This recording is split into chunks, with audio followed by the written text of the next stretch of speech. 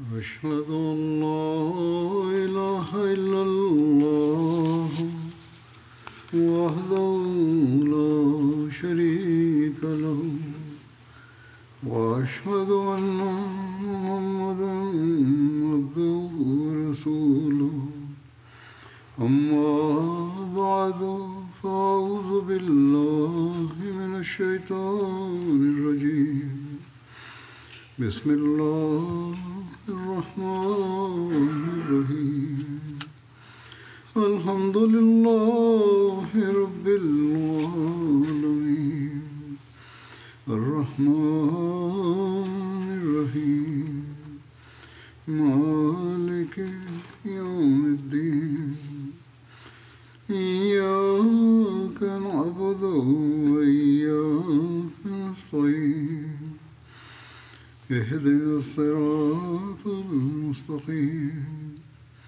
صراط الذين أنعمت عليهم غير المغضوب عليهم ولا الضالين يا أيها الذين آمنوا كتب عليكم الصيام كما كتب على الذين من قبلكم لعلكم تتقون أياما معدودات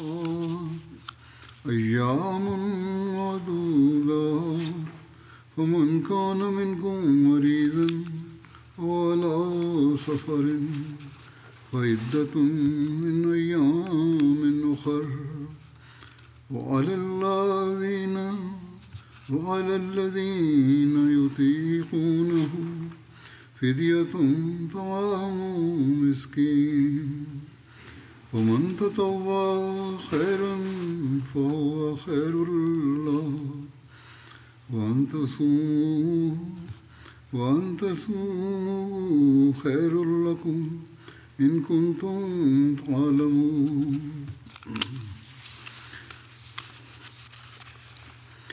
நம்பிக்கை கொண்டவர்களே, உங்களுக்கு முன்னிருந்த மக்களுக்கு நோன்பு கடமையாக்கப்பட்டது போன்றே உங்களுக்கும் அது கடமையாக்கப்பட்டுள்ளது. இதனால் நீங்கள் இறையச்சத்தை பெறலாம். கணிக்கப்பட்ட சில நாள்களாகும். எனவே உங்களுள் நோயாளியாகவோ பயணத்திலோ இருப்பவர் அத்தனை நாள்களின் நோன்புகளை மற்ற நாள்களில் நிறைவு செய்யட்டும். மேலும் இதற்கான ஆற்றல் கொண்டிருப்போர் பரிகாரமாக ஓர் ஏழைக்கு உணவளிப்பது கடமையாகும். எவர் ஒருவர் நஃபிலான நற்செயல் செய்வாரோ அது அவருக்கு மிகவும் நன்றாகும். மேலும் நீங்கள் அறிவீர்களாயின் நீங்கள் நோன்பு நோட்பது உங்களுக்கு சிறந்தது. அல்லாஹ் தஆலாவின் அருளால் ரமலான் மாதம் துவங்கிவிட்டது.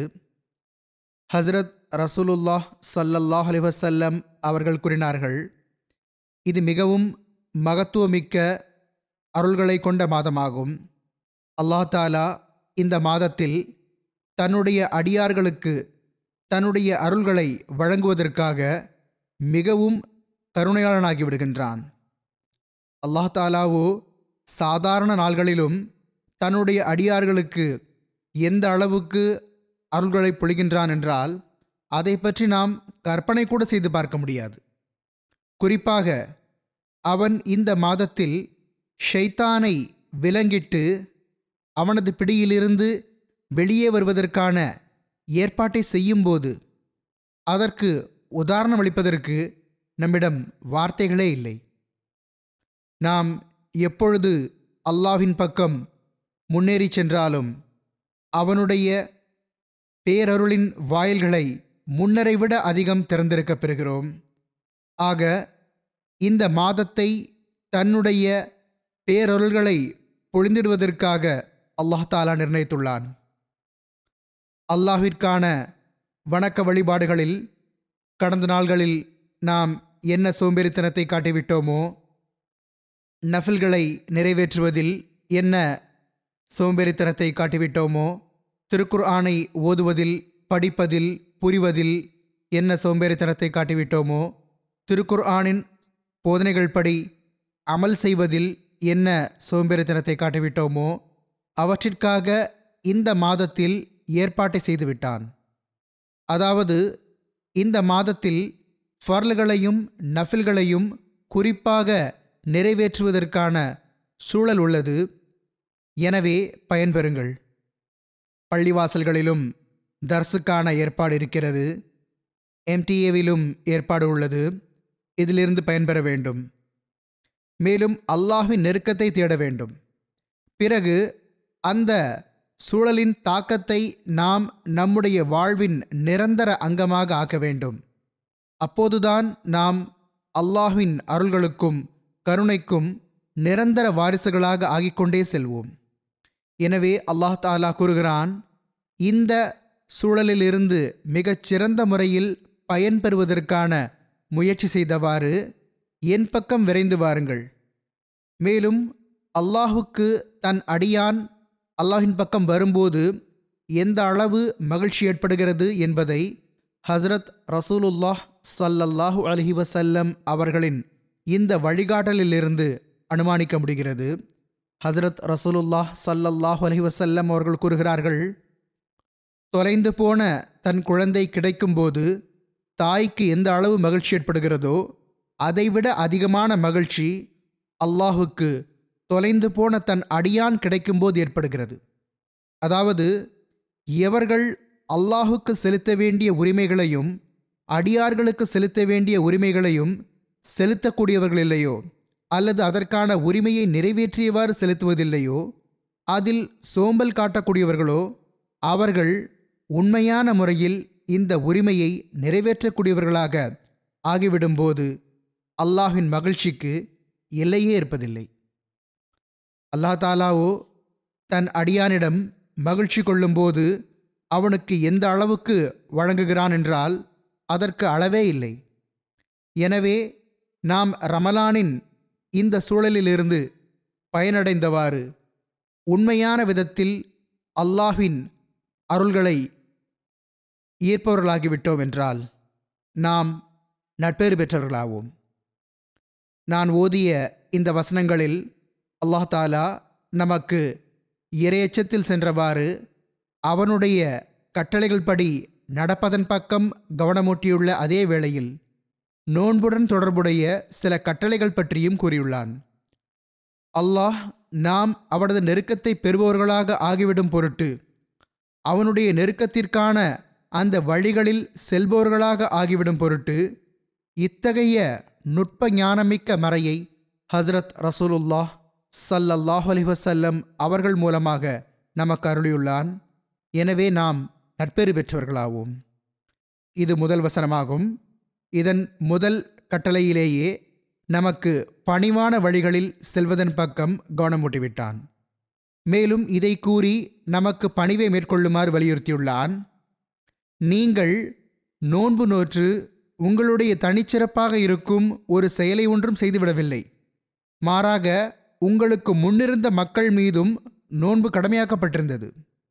அவர்களுடைய நோன்பின் வழிமுறையில் ஏதாவது வித்தியாசம் இருக்கலாம், ஆனால் அவர்கள் மீதும் நோன்பு கடமையாக்கப்பட்டிருந்தது. அவர்கள் இறையச்சத்தின்படி நடப்பது அதன் நோக்கமாக இருந்தது. மேலும் நீங்கள் இறையச்சத்தின்படி செயல்பட வேண்டும் என்பதுவே உங்களுக்கும் நோன்பிற்கான நோக்கமாக உள்ளது. அதாவது நீங்கள் தவறான விஷயங்களில் இருந்து தவிர்ந்து கொள்ளுங்கள், நல்ல விஷயங்களை மேற்கொள்ளுங்கள். போர் வீரன் ஒருவன் கேடயத்துக்கு பின்னால் தன்னைத்தான் காத்துக்கொள்வதற்கு முயற்சி செய்வது போன்று பாவங்கள் மற்றும் தவறான விஷயங்களிலிருந்து உங்களை காத்துக்கொள்ளுங்கள். கேடயத்தை முன்னால் வைக்கும் போர் வீரன் தன்னை காத்துக்கொள்வது மட்டுமில்லை, அதையும் தாண்டி அவன் எதிரி மீது தாக்குதலும் தொடுக்கிறான். எனவே நீங்களும் இறையச்சத்தின்படி நடக்கிறீர்கள் என்றால் உங்களை மட்டும் காத்து கொள்ள மாட்டீர்கள், அதையும் தாண்டி ஷைத்தான் மீதும் ஷைத்தானிய சிந்தனைகள் மீதும் தாக்குதல் தொடுத்து அவனையும் கொன்றுவிடுவீர்கள். மேலும் இதுவே வழிமுறையாகும். இதன் மூலமே இறையச்சத்தின்படி நடந்தவாறு நோன்பிற்கான உரிமை நிறைவேற்றப்படுகிறது. இல்லையென்றால் ஹதரத் ரசூலுல்லாஹ் ஸல்லல்லாஹு அலைஹி வஸல்லம் அவர்கள் கூறினார்கள், உங்களை பசியுடன் வைத்திருப்பதற்கு அல்லாஹுக்கு எந்த ஆசையும் இல்லை. அசல் நோக்கமோ இறை எச்சத்தை உருவாக்குவதாகும். இது இல்லை என்றால் நோன்பிற்கான நோக்கமே மரணித்து விடுகிறது. இன்றைய நாள்களிலோ முஸ்லிம்கள் பலரின் பெரும்பாலான மக்களிடம் பசியோடு இருக்கும் விஷயம் கூட இருப்பதில்லை. குறிப்பாக செல்வந்தர்களான மக்கள் பெரும்பாலார் சஹர் வைப்பதிலும் மிக பெரும் ஏற்பாடு செய்கிறார்கள். இஃப்தாரும் மிக பெரும் ஏற்பாட்டில் செய்கிறார்கள். ஆனால் பாவப்பட்ட ஏழை இருக்கிறார். அவருக்கு சஹர் உணவும் இஃப்தாரும் கூட மிகவும் சிரமமாகவே கிடைக்கிறது. ஆனால் அவர்களும் நோன்பில் பசித்திருப்பதோடு சேர்த்து தண்ணீர் அருந்துவதிலிருந்தும் தவிர்ந்திருப்பது, அவர்கள் இறையச்சத்தின் வழிகளையும் தேடும் போதும் தம்முடைய இறை வணக்கங்களை சீர்தூக்குவதற்கு முயற்சி செய்யும் போதும் தான் அல்லாஹ் தாலாவின் பார்வையில் ஏற்றுக்கொள்ளப்படும். இங்கு இந்த விஷயத்தையும் எடுத்து கூறிவிடுகிறேன். செல்வந்தர்கள் தமது பகுதியிலுள்ள ஏழைகளை ரமலானில் குறிப்பாக கவனித்துக் கொள்ளுங்கள். இஃப்தார்களில் செல்வந்தர்களை மட்டும் ஒன்று திரட்டி இஃப்தார்களிலிருந்து இன்புறக்கூடியவர்களாக இருக்கக்கூடாது. மாறாக ஏழைகளுக்கான இஃப்தார்களுக்கும் ஏற்பாடு செய்யுங்கள். இந்த பெரும் பெரும் இஃப்தார் நிகழ்ச்சிகள் நடக்கின்றனவே, அவற்றில் பொதுவாகவே எனக்கு உடன்பாடு இல்லை. இப்பொழுது இது வெளிக்காட்டுதல் மற்றும் பித்அத் எனும் சாயலை பெற்றுவிட்டது. ரமலானிலோ திருக்குர்ஆனை ஓதுதல், கற்றுக் கொடுத்தல், பிறர் ஓத கேட்டல், பிறருக்கு ஓதி காட்டுதல் ஆகியவற்றின் பக்கம் அதிகம் கவனம் இருக்க வேண்டும். இறை தியானத்தின் பக்கம் அதிகம் கவனம் இருக்க வேண்டும். இபாதத்துகள் பக்கம் அதிகம் கவனம் இருக்க வேண்டும். ஆனால் என்ன நடக்கிறது என்றால், இதற்கு பகரமாக எந்த மக்கள் பல்வேறு வகையான வேலைகளை செய்கிறார்களோ அவர்கள் தங்களுடைய வேலைகளை முடித்துவிட்டு வந்து இஃப்தார் விருந்துகளை உண்பதில் மூழ்கிவிடுகிறார்கள். இஃப்தாருக்கான அழைப்பு விடுத்திருப்பவர்களும் திருக்குர்ஆன் மற்றும் ஹதீஸை படிப்பது, ஸிக்ரே இலாஹி செய்வது மற்றும் இபாதத்துகள் பக்கம் கவனம் செலுத்துவது ஆகியவற்றின் பக்கம் கவனம் செலுத்துவதற்கு பதிலாக எப்படி இஃப்தாருக்கான சிறந்ததிலும் சிறந்த ஏற்பாட்டை செய்யலாம், எப்படி நல்லதிலும் நல்ல இஃப்தார் உணவு தயார் செய்யலாம், அதன் மூலம் மக்கள் அருமை இஃப்தாரில் அமர்க்களப்படுத்தி விட்டீர்கள் என்று தம்மை புகழ வேண்டும் என்ற முயற்சியில் ஈடுபட்டிருக்கிறார்கள். ஆக இந்த விஷயங்கள் ரமலானின் நோக்கங்கள் அல்ல. இவையோ இறையச்சத்தை விட்டும் தொலைவில் அழைத்துச் செல்லக்கூடிய விஷயங்களாகும். எனவே கேடயத்திலிருந்து பயன்பெறுவதற்காக கேடயத்தை சரியாக பயன்படுத்துவதும் அவசியமாகும்.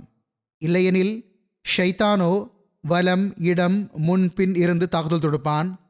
எவ்வாறு காத்துக்கொள்வோம்? பிறகு இந்த ஷைத்தானால் அழித்துவிடக்கூடிய காயத்தை கொண்டு மனிதனை காயப்படுத்தவும் முடியும். எனவே நாம் ரமலானில் நோன்பிற்கான உரிமையை நிறைவேற்றுவதற்கு முயற்சி செய்ய வேண்டும். உண்மையான நோக்கமான இறையச்சத்தை பெறுவதற்கு முயற்சி செய்ய வேண்டும். அல்லாஹ் தாலாவுக்காக ஆகுமான விஷயங்களிலிருந்தும் தவிர்ந்திருக்க வேண்டும். பிறகு நிச்சயமாக அல்லாஹ்வின் கருணை பார்வை நம்மீது விழும். அல்லாஹ் தாலா நம்முடைய ஷைத்தானையும் விலங்கிட்டு விடுவான். நன்மைகள் செய்வதற்கான விசாலமான மைதானத்தை எவ்வித தங்கு தடையுமின்றி நாம் கடந்து சென்று கொண்டே இருப்போம். இபாதத்துகள், இறை வணக்கங்கள் மற்றும் ஸிக்ரே இலாஹி, இறை தியானம் எனும் அரண் நம்மை அல்லாஹ் தாலாவின் அருளால் ஷைத்தானிய தாக்குதல்கள் மற்றும் தடைகளிலிருந்து காப்பாற்றிக் கொண்டே செல்லும். ஷைத்தானை ஒன்றும் சாதாரண விஷயமாக கருதிவிடக்கூடாது. அவன் அல்லாஹ்வின் அடியார்களில் பெரும்பாலார் என்னுடைய வழிகெடுத்தலுக்கு ஆளாகி எனக்கு பின்னால் செல்வார்கள் என்று பெரும் சவால் விடுத்து கூறியுள்ளான். எனவே நாம் ரமலானில் அவனுடைய இந்த சவாலை எதிர்கொள்ள வேண்டும். பிறகு நாம் இபாதத்துகள் செய்தல் மற்றும் திருக்குர்ஆனின் கட்டளைகள் படி செயல்படுதல் எனும் ஆயுதத்தால் எப்பொழுதும் ஷைத்தானை எதிர்கொண்டு கொண்டே செல்வதற்கான முயற்சி செய்ய வேண்டும்.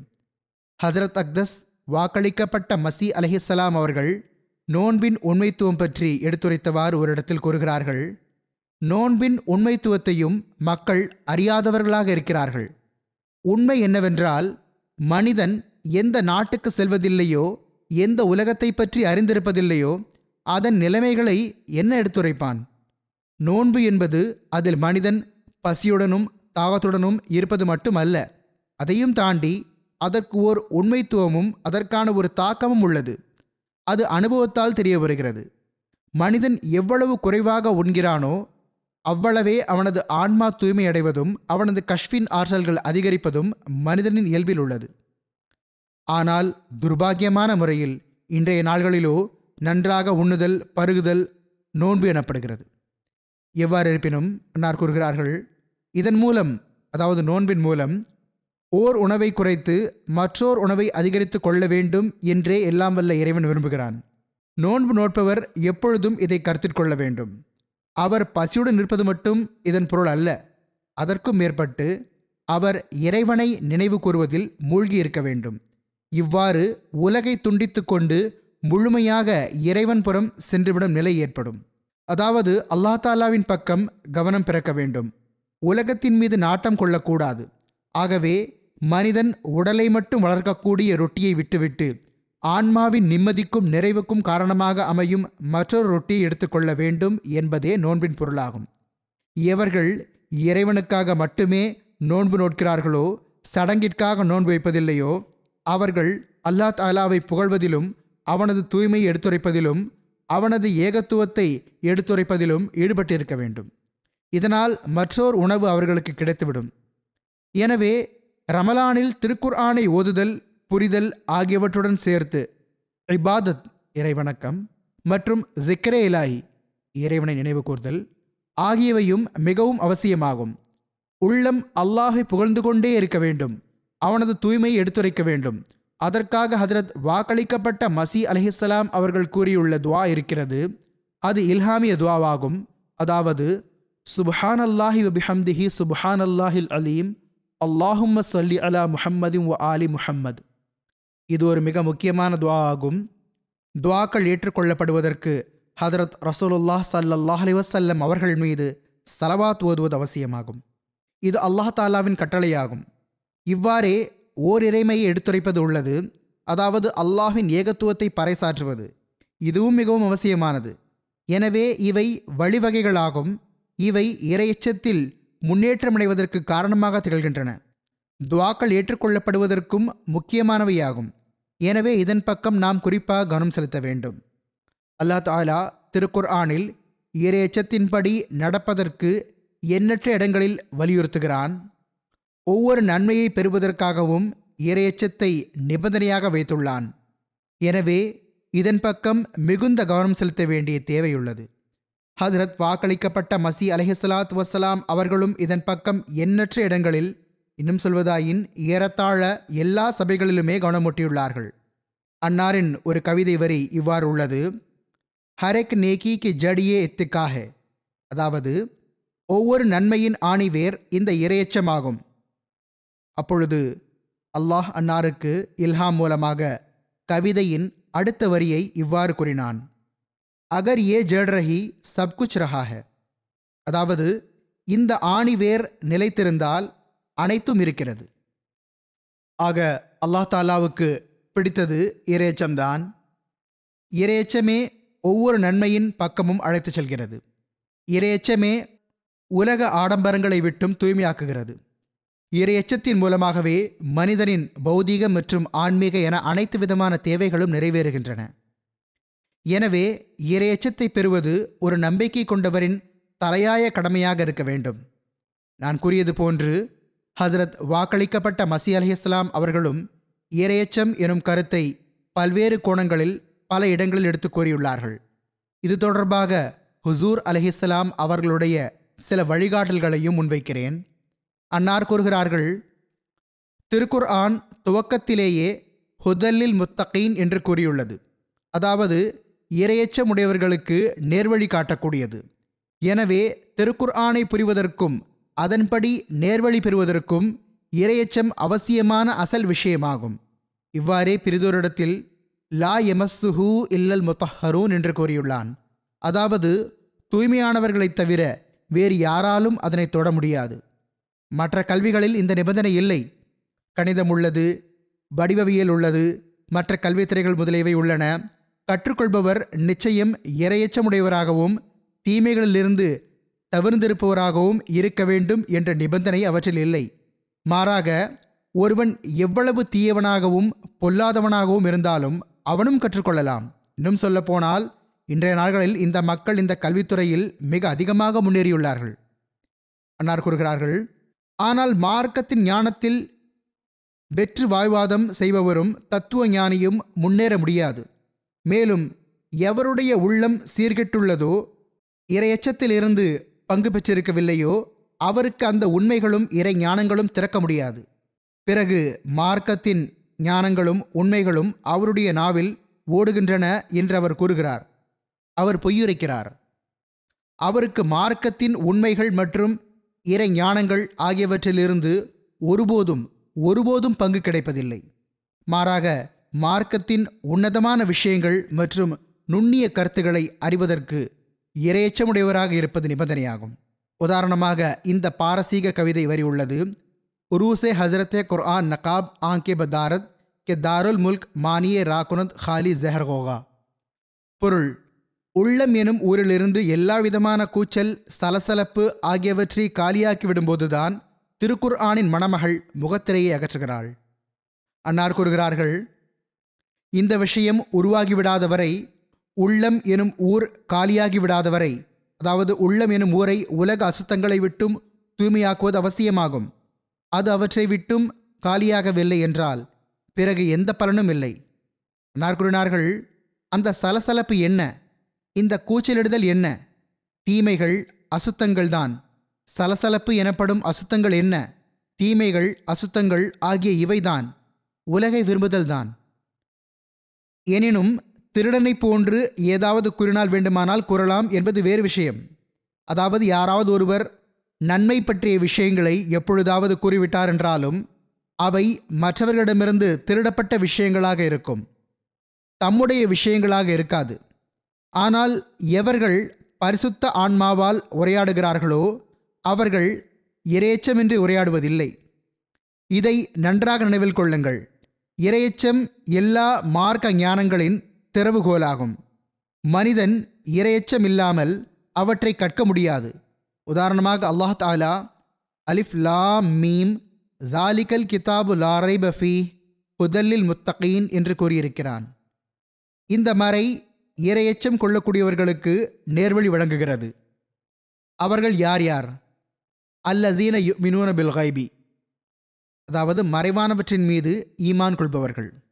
அதாவது இப்பொழுது அந்த இறைவன் கண்ணுக்கு தென்படுவதில்லை, ஆனால் இறைவன் இருக்கிறான் என்று அவர்களுக்கு அல்லாஹ் தாலாவின் மீது ஈமான் இருக்கிறது.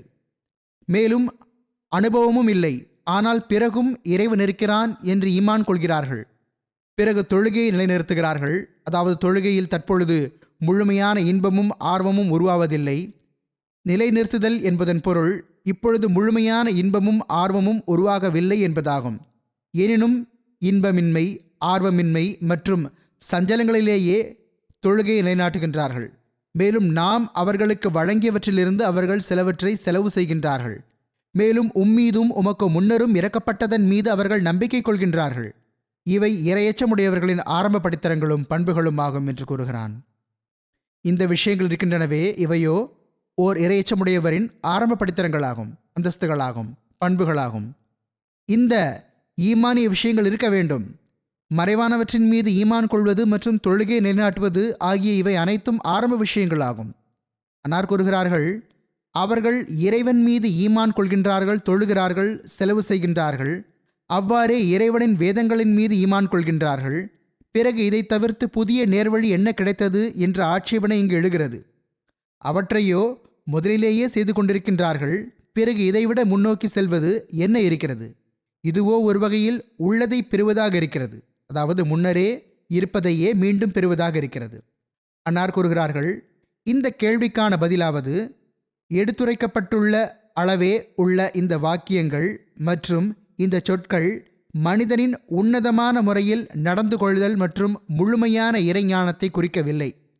இந்த இறைவணக்கங்களை பற்றி அல்லாஹ் கூறுகிறான், சரிதான், இவற்றை செய்யுங்கள். ஆனால் இது அவனுடைய உச்சக்கட்ட பணி அல்ல, அவனுடைய இறுதியான நோக்கம் அல்ல. இவையோ ஆரம்ப விஷயங்களாகும். அதாவது அல்லாஹ்வின் மீதும் மறைவானவற்றின் மீதும் ஈமான் கொள்வது, தொழுகைகளை தொழுவது, தொழுகைகள் விழுந்துவிட்டால் பிறகு கவனம் செலுத்துவது, ஓரளவு செலவு செய்து விடுவது ஆகிய இவையோ நன்மைகளின் பக்கம் அழைத்துச் செல்வதற்கான ஆரம்ப விஷயங்களாகும். அன்னார் கூறுகிறார்கள், ஒருவேளை நேர்வழிக்கான இறுதி கட்டம் யுமினூன பில் கைபி, அதாவது மறைவானவற்றின் மீது ஈமான் கொள்வதாகவே இருந்திருந்தால் பிறகு இது எங்கு இறைஞானமானது? மறைவானவற்றின் மீது ஈமான் கொள்ளுங்கள் என்பதுதான் நேர்வழி என்றால் பிறகு இது எங்கு இறைஞானமானது? எப்படி அல்லாஹை அடையாளம் கொண்டு கொள்ள முடியும்? எனவே எவர் திருக்குர்ஆனின் நேர்வழிக்கு கட்டுப்பட்டு நடப்பாரோ அவர் இறைஞானத்தின் உயர்தரத்தை எட்டிவிடுவார். இறைஞானத்தை பெற வேண்டுமென்றால் திருக்குர்ஆனின் நேர்வழியை படியுங்கள், அவற்றின்படி செயல்படுங்கள், பிறகு இறைஞானத்தின் அந்தஸ்து கிடைக்கப்பெறும். மறைவானவற்றின் ஞானத்திலிருந்து மனிதன் வெளியே வரும்போது, அதாவது யுமினூன பில் கைபி, அதாவது மறைவானவற்றின் மீது ஈமான் கொள்வது என்பதிலிருந்து வெளியேறி பார்க்கக்கூடிய நிலை வரை முன்னேற்றமடைவான். ஒரு வகையில் இறைவனின் இருப்பை உறுதியான கண்ணால் காணல் என்ற தரம் வரை கிடைத்துவிடும். அமல் இருந்தால்தான் ஐனுல் யகீன், உறுதியான கண்ணால் காணல் என்ற அந்தஸ்து கிடைக்கும். எனவே மறைவானவற்றின் மீது ஈமான் கொள்ளுதல் என்பதிலிருந்து வெளியே வருவதற்கு திருக்குர்ஆனுடைய கட்டளைகள் படி செயல்படுவது அவசியமாகும். மறைவானவற்றின் மீது ஏன் நம்பிக்கை கொள்ள வேண்டும் என்று மக்கள் கேள்வி கேட்கிறார்கள். இன்றைய காலத்தில் ஏன் என்ற கேள்வி இளைஞர்களிடமும் பிள்ளைகளிடமும் அதிகம் எழுகிறது. எந்த விஷயத்தை பற்றி எங்களுக்கு தெரியவே இல்லையோ அதன் மீது நாங்கள் ஏன் நம்பிக்கை கொள்ள வேண்டும் என்று கேட்கிறார்கள். அல்லாஹ் கூறுகின்றான், மறைவானவற்றின் மீது நம்பிக்கை கொள்வதோ ஆரம்ப கட்டமாகும். வழங்கப்பட்டிருக்கின்ற இந்த மறையின்படி செயல்படுங்கள். ஈமான் கொண்ட பிறகு அதன்படி அமல் செய்வதும் அவசியமாகும். அது உங்களுக்கு அல்லாஹ் தாலாவை சரியான முறையில் அடையாளம் காட்டும். அப்பொழுது மறைவானவற்றிலிருந்து வெளியே வந்து கண்ணால் பார்க்கக்கூடிய நிலை உருவாகும். மறைவானவற்றின் மூலமாக மட்டுமன்றி அதையும் தாண்டி சுயமாக இறைவன் யார் என்பதை மனிதன் பார்த்து விடுவான். இதுவோ உலகத்தின் விதியாகவும் இருக்கிறது. எவர்கள் விஞ்ஞானிகளோ ஆராய்ச்சியாளர்களோ அனுபவங்களிலும் முதலில் ஒரு உத்தேசம் உருவாகிறது என்பதை அறிவார்கள். அதை அடிப்படையாக கொண்டு ஆராய்ச்சி நடைபெறுகிறது. அது உண்மையானதாக நிரூபணமாகுமோ ஆகாதோ தெரியாது. ஆனால் அதில் ஒரு கற்பனையில் ஒரு அடிப்படை அமைக்கப்படுகிறது, அதன் மீது ஆராய்ச்சி செய்யப்படுகிறது. ஆனால் அல்லாஹ் தாலா கூறுகிறான், நீங்கள் மறைவானவற்றின் மீது நம்பிக்கை கொள்வதை அடிப்படையாக ஆக்கிக்கொண்டு பிறகு திருக்குர்ஆனின் கட்டளையின்படி அமல் செய்யுங்கள், கடினமாக உழையுங்கள், ஆழ்ந்த கவனம் செலுத்துங்கள், பிறகு பாருங்கள், நீங்கள் கண்ணாலும் பார்த்து விடுவீர்கள்.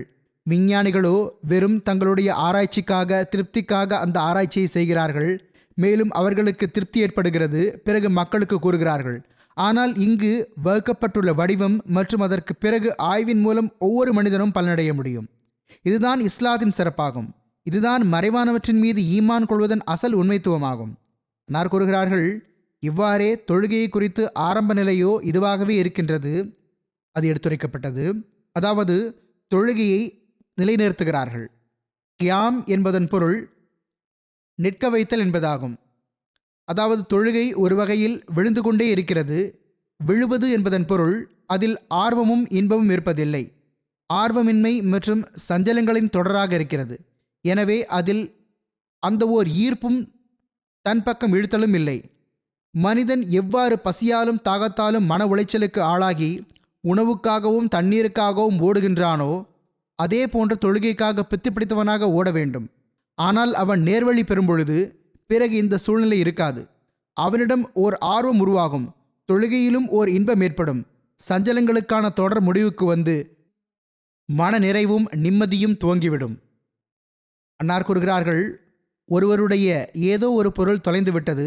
அப்பொழுது அவன், சற்று பொறுத்திருங்கள், தொழுகையில் ஞாபகம் வந்துவிடும் என்று கூறினான். இதுவோ முழுமையானவர்களுடைய தொழுகையாக இருப்பதில்லை. ஏனென்றால் அதிலோ ஷைத்தான் அவர்களிடம் சஞ்சலத்தை ஏற்படுத்துகின்றான். அதாவது பொருள் தொலைந்து விட்டது, அதற்கு அவன் கூறுகிறான், சரி வெறுமனே அது நினைவுக்கு வரவில்லை, சரி தொழலாம். தொழுகையில் என்னுடைய சிந்தனைகள் இங்கும் அங்கும் சென்று கொண்டே இருக்கும்.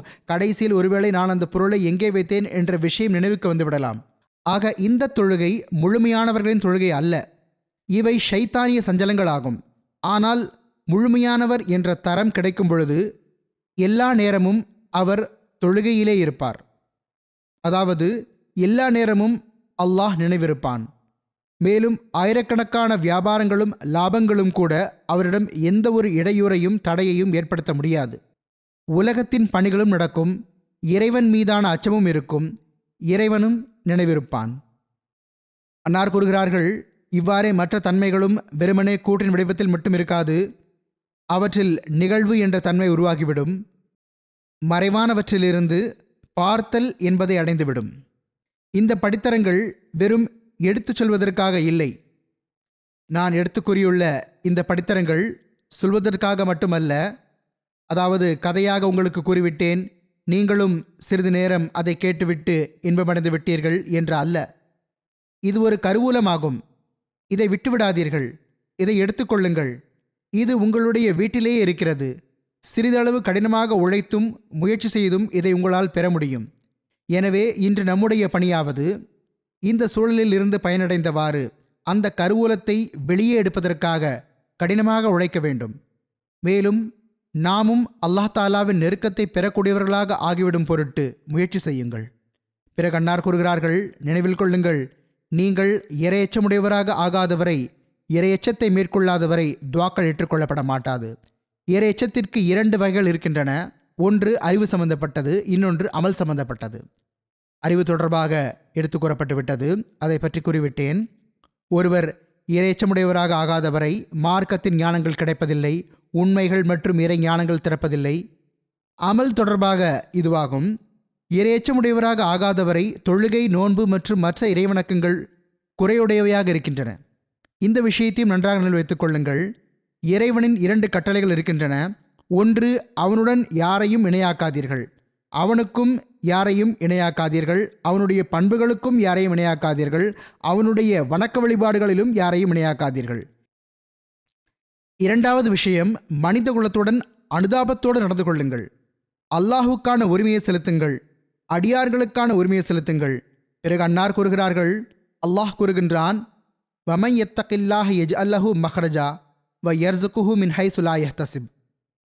எனவே இறையச்சம் எப்படிப்பட்ட ஒன்று என்றால், அது யாருக்கு கிடைக்கிறதோ அவருக்கு ஒரு வகையில் உலகம் முழுவதிலும் உள்ள அருள்கள் கிடைத்துவிட்டன. இறையச்சத்தை மேற்கொள்வீர்களாயின் எத்தகைய ஏற்பாடுகளை அல்லாஹ் ஏற்படுத்தி விடுவான் என்றால், எத்தகைய இடங்களிலிருந்தெல்லாம் வாழ்வுக்கு தேவையானவற்றை வழங்குவான் என்றால், அங்கிருந்து கிடைக்கும் என்று நீங்கள் கற்பனை கூட செய்து பார்த்திருக்க மாட்டீர்கள். நார் கூறுகிறார்கள், நினைவில் கொள்ளுங்கள், இறையச்சமுடையவர் ஒருபோதும் யாருடைய தேவையுடையவராகவும் இருப்பதில்லை. மாறாக அவர் எப்படிப்பட்ட தரத்தில் இருப்பார் என்றால், அவர் எதை விரும்புகின்றாரோ அதை அவர் கேட்பதற்கு முன்னால் இறைவன் அவருக்கு வழங்கிவிடுகின்றான். எனவே இறையச்சமுடையவருக்கு உலகத்தின் ரிஸ்கையும் வழங்குகிறான். அது அல்லாஹுடைய வாக்குறுதியாகும். அன்னார் கூறுகிறார்கள், நான் ஒருமுறை ஆன்மீக காட்சியில் அல்லாஹை உருவக வடிவில் கண்டேன். அவன் என் கழுத்தில் கையை வைத்து கூறினான், பஞ்சாபி மொழியில், ஜே தூ மேரா ஹோ ரெஹே சப் ஜக் தேரா ஹோ. பொருள், நீ என்னுடையவனாகிவிட்டால் முழு உலகமும் உன்னுடையதாக ஆகிவிடும். அன்னார் கூறுகிறார்கள், இது எப்படிப்பட்ட ஒரு குறிப்பு என்றால், இது எல்லா நபிமார்கள், இறை நேசர்கள் மற்றும் நல்லடியார்களால் சோதித்து பார்க்கப்பட்டதாகும். நீங்களும் சோதித்து பாருங்கள். அன்னார் கூறுகிறார்கள், நமது ஜமாத் இறையச்சத்தின் வழிகளில் அடியெடுத்து வைக்க வேண்டும். மேலும் தம்முடைய எதிரியின் அழிவால் தேவையில்லாமல் மகிழ்ச்சி அடையக்கூடாது. இஸ்ரவேலர்களின் எதிரிகள் தொடர்பாக தௌராத்தில் இவ்வாறு எழுதப்பட்டுள்ளது, நான் அவர்களை ஏன் அழித்தேன் என்றால், அல்லாஹ் கூறுகிறான், அவர்கள் தீயவர்கள் என்பதனால்தான் அவர்களை அழித்தேன், நீங்கள் நல்லவர்கள் என்பதனால் அல்ல. உங்களுடைய நன்மையின் காரணமாக எதிரிகள் அழியவில்லை, மாறாக அவர்கள் தங்களுடைய தீமையின் காரணமாக அழிந்து விட்டார்கள். எனவே நல்லவர்களாக ஆவதற்கு முயற்சி செய்யுங்கள். அன்னார் கூறுகிறார்கள், எனது கவிதை வரி ஒன்று இருக்கிறது, ஹர் எக் நேகி கி ஜடியே இத்தக்காக அகரிய ஜட் ரஹி சப் குச் ரஹா ஹை. அதாவது ஒவ்வொரு நன்மையின் ஆணிவேர் இந்த இறையச்சமாகும். இந்த ஆணிவேர் நிலைத்திருந்தால் அனைத்தும் இருக்கிறது. பிறகு அன்னார் கூறுகிறார்கள், இறையச்சம் ஒரு விஷமுறிவாகும்.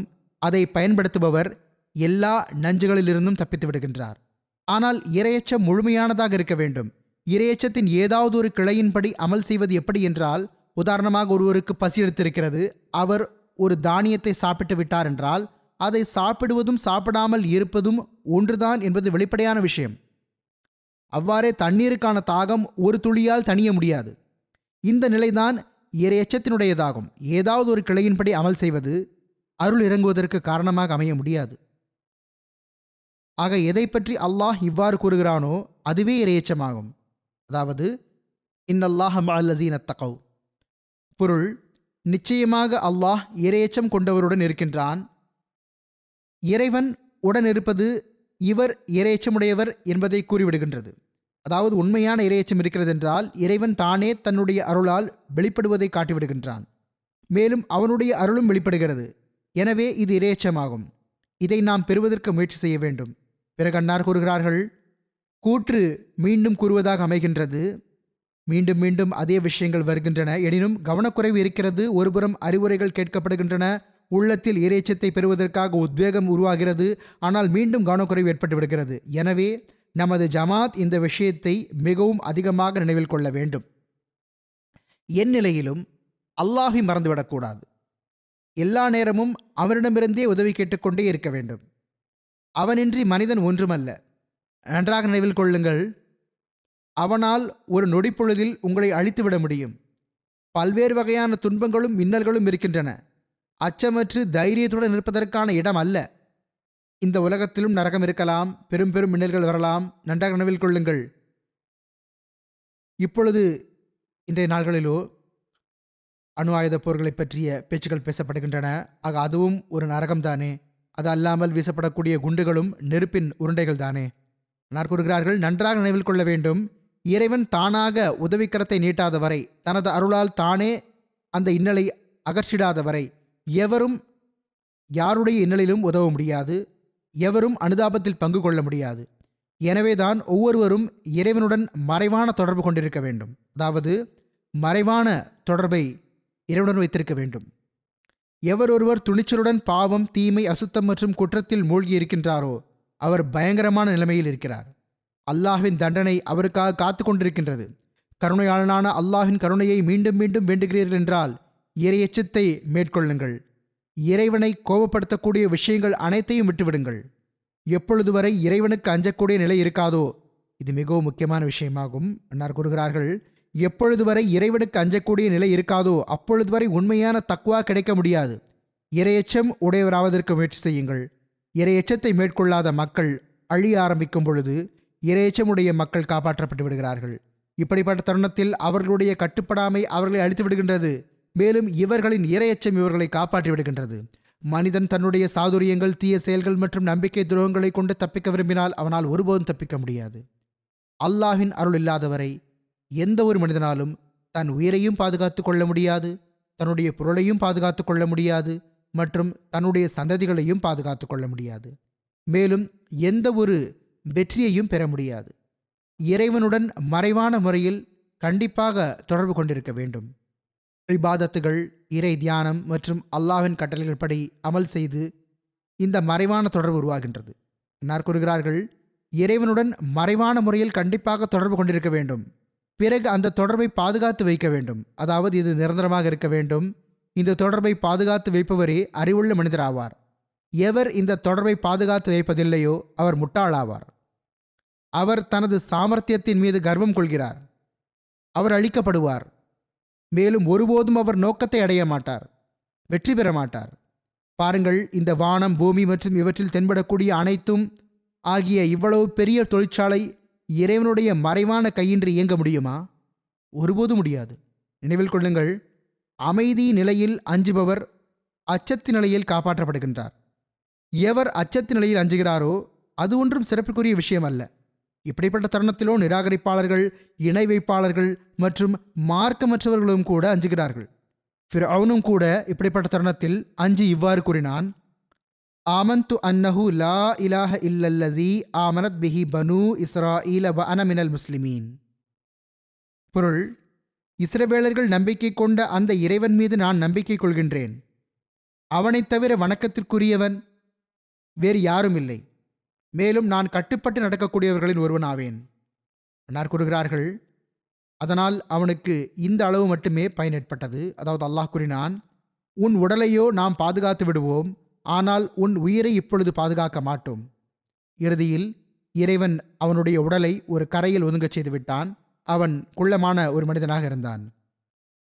சுருங்கக்கூறின் குற்றம் மற்றும் பாவத்தின் பக்கம் மனிதன் முன்னேறும்போது பிறகு லா யஸ்தஅஹிரூன ஸாஅத்தன் வலா யஸ்தக்திமூன் என்ற வசனத்தில் உள்ள விவகாரம்தான் இருக்கிறது. அதாவது அதிலிருந்து ஒரு நொடிப்பொழுதும் பின்னாலும் விருந்துவிட முடியாது, முன்னாலும் செல்ல முடியாது. எனவே குறிப்பிட்ட முடிவு காலம் எனும் இன்னல் வந்துவிட்ட பிறகு அது முன்பின் செல்வதில்லை. மனிதன் முன்னரே இறைவனோடு தொடர்பு வைத்திருக்க வேண்டும்.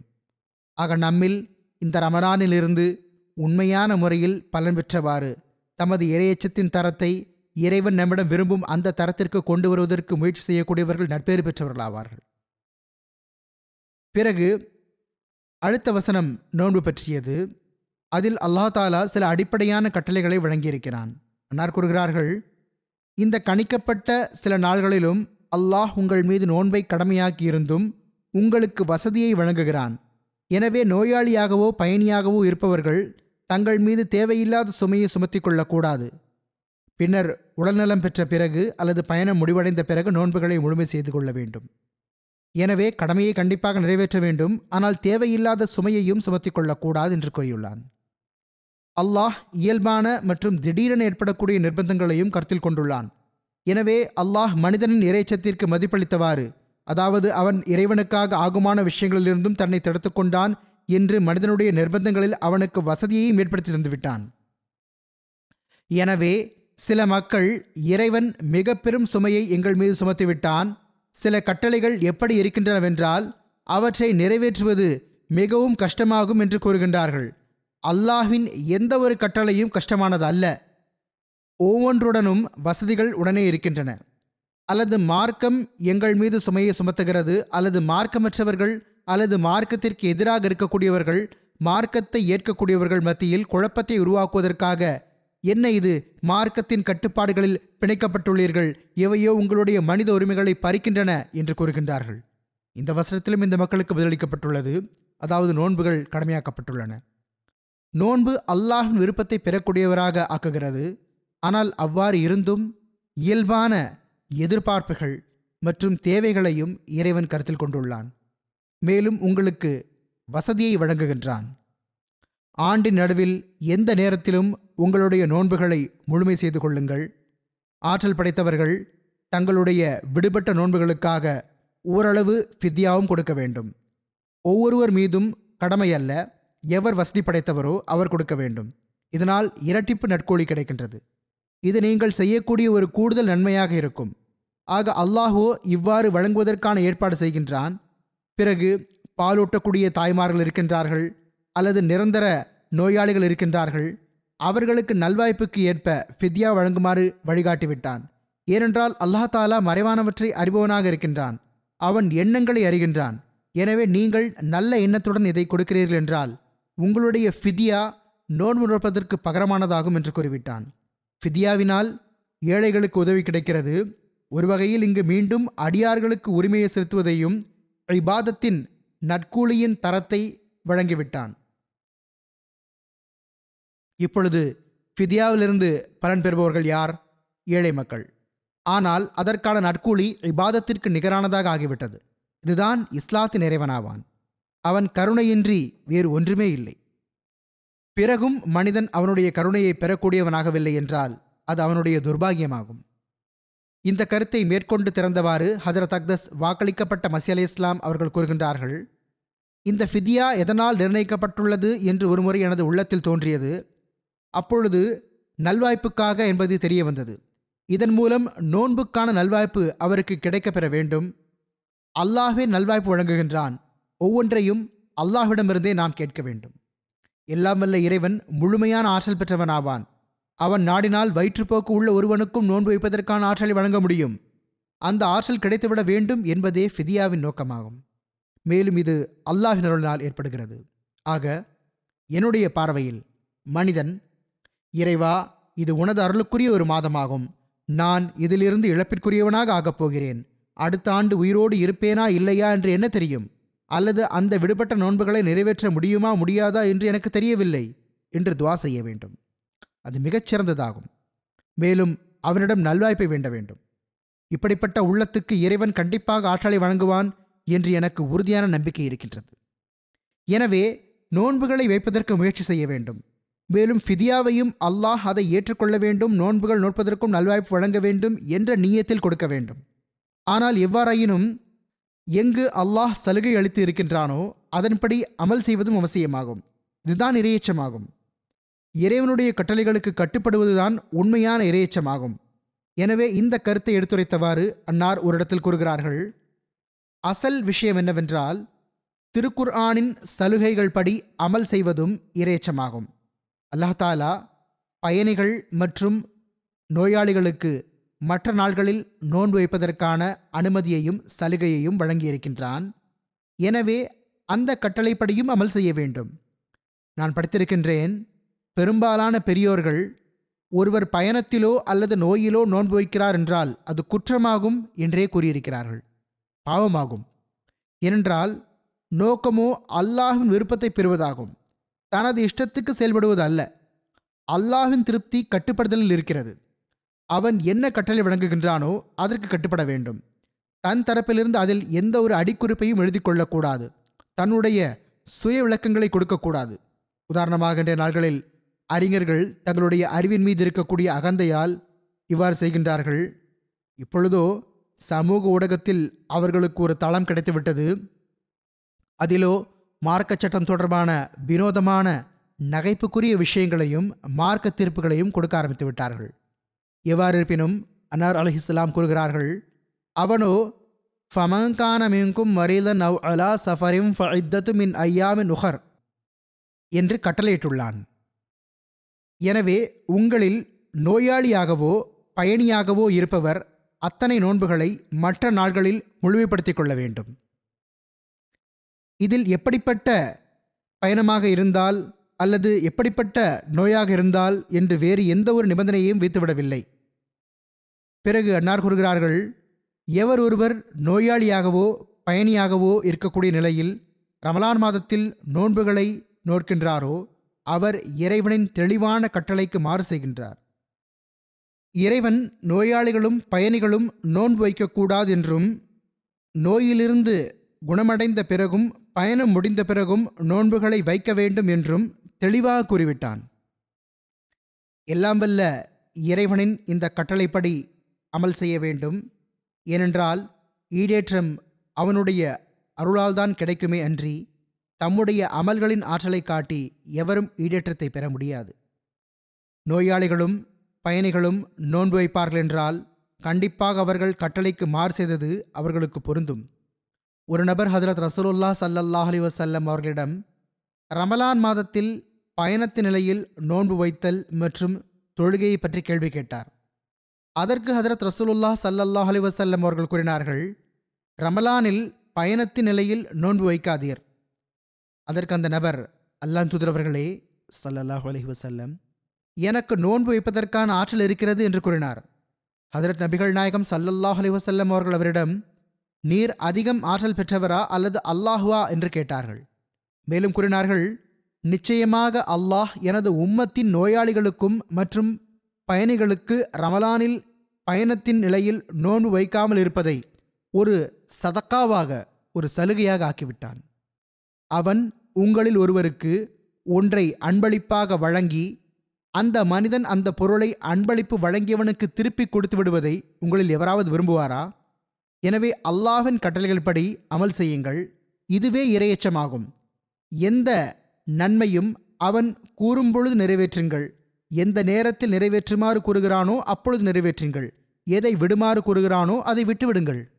அல்லாஹ் தாலா நமக்கு அல்லாஹ்வின் விருப்பத்தின் வழியில் நடந்தவாறு இறையச்சத்தோடு ரமலானை கழிப்பதற்கான நல்வாய்ப்பு வழங்குவானாக.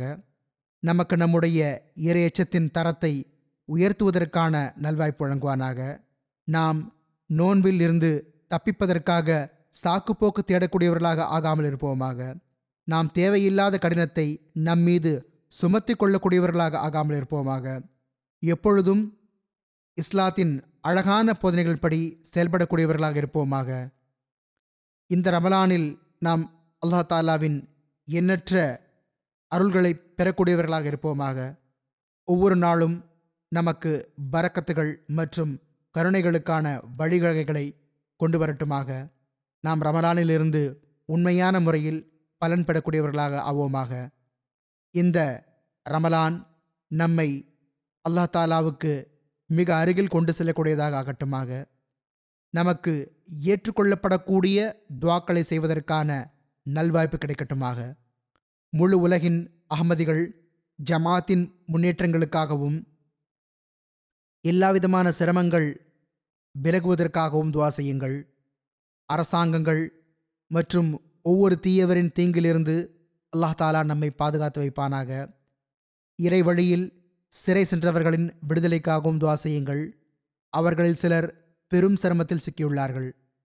மேலும் இவ்வாறு துவா செய்யுங்கள்: ஒருபோதும் நம்முடைய எந்த ஒரு தடுமாற்றமும் காரணமாகவும் விடுபட்டிராத வகையில் அல்லாஹ் தாலாவின் ஆடையை பற்றி பிடித்திருப்போமாக. மேலும் எல்லாம் வல்ல அல்லாஹ்வின் அருள்களின் மழை எப்பொழுதும் நம்மீது பொழிந்து கொண்டே இருக்கட்டுமாக. முஸ்லிம் உலகத்திற்காகவும் துவா செய்யுங்கள். அல்லாஹ் தாலா அவர்களுக்கு அறிவையும் புரிதலையும் வழங்குவானாக. அவர்கள் வந்திருக்கக்கூடிய வாக்களிக்கப்பட்ட மசீஹ் மற்றும் உறுதிமொழி வழங்கப்பட்ட மஹதியை ஏற்றுக்கொள்ளக்கூடியவர்களாக ஆவார்களாக. போர்களின் தீய தாக்கங்களிலிருந்து தப்பிப்பதற்காகவும் துவா செய்யுங்கள். முஸ்லிம் நாடுகளில் ஆற்றலை பெறுவதற்காக எந்த போர்கள் செய்யப்படுகின்றனவோ, மேலும் அதன் விளைவாக அப்பாவி பொதுமக்கள் அநீதி எனும் ஆட்டுரலில் அரைக்கப்படுகிறார்களே, அல்லாஹ் தாலா அவர்கள் மீதும் கருணை புரிந்தவாறு அந்த அநீதி இழைப்பவர்களிடமிருந்து விடுதலை அளிப்பானாக. உலகின் பொதுவான நிலைமைகளுக்காகவும் துவா செய்யுங்கள். அல்லாஹ் தாலா போரிலிருந்தும் அதன் பயங்கரமான விளைவுகளிலிருந்தும் காப்பாற்றுவானாக. போர் நடக்கும் சூழ்நிலையில் அகமதிகளும் அதனால் பாதிக்கப்படுவார்கள் என்பது வெளிப்படையான விஷயமாகும். அல்லாஹ் தாலா அவர்களை அதிலிருந்து பாதுகாத்து வைப்பானாக. அதிலிருந்து தப்பிப்பதற்காகவும் ஒவ்வொரு அகமதியும் தனது இறையச்சத்தின் தரத்தை மேம்படுத்த வேண்டும். இதைத்தான் ஹதரத் வாக்களிக்கப்பட்ட மஸீஹ் அலைஹிஸ்ஸலாம் அவர்கள் கூறியுள்ளார்கள். அல்லாஹ் தாலா எல்லோருக்கும் இதற்கான நல்வாய்ப்பை வழங்குவானாக. இங்கு யூகேவிலும் முஸ்லிம்களுக்கு நெருக்கடி கொடுப்பதற்கு முயற்சி செய்யப்படுவதாக தெரிகிறது. பயங்கரவாதத்தை முடிவுக்கு கொண்டு வருவதற்காக ஒரு சட்டம் கொண்டு வரப்பட்டுள்ளது. ஆனால் இது முஸ்லிம்களை குறிவைப்பதற்காக என்பது பொதுவான ஆய்வாளர்களின் சிந்தனையாகும். எவ்வாறு இருப்பினும் இதற்கு பின்னால் என்ன இருக்கிறது, இந்த மக்களின் எண்ணங்கள் என்ன என்பதை அல்லாஹ்வே நன்கறிவான். ஆனால் நாம் இவ்வாறு துஆ செய்ய வேண்டும்: அல்லாஹ் தாலா நம்மையும் இங்குள்ள மற்ற முஸ்லிம்களையும் அதன் தீங்கிலிருந்து பாதுகாத்து வைப்பானாக.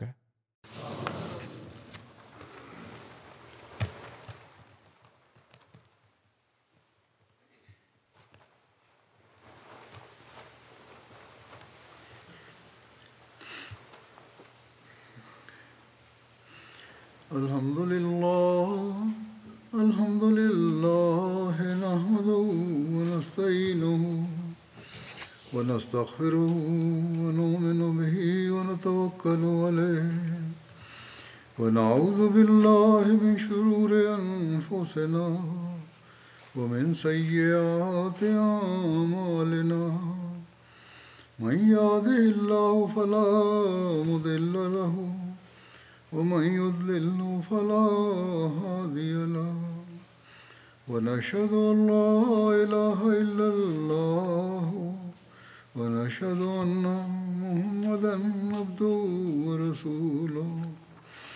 عباد الله رحمكم الله إن الله يأمر بالعدل والإحسان وإيتاء ذي القربى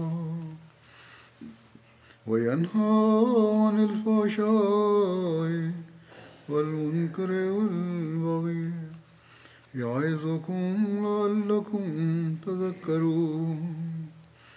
اذكروا الله يذكركم وادعوه يستجب لكم ولذكر الله أكبر.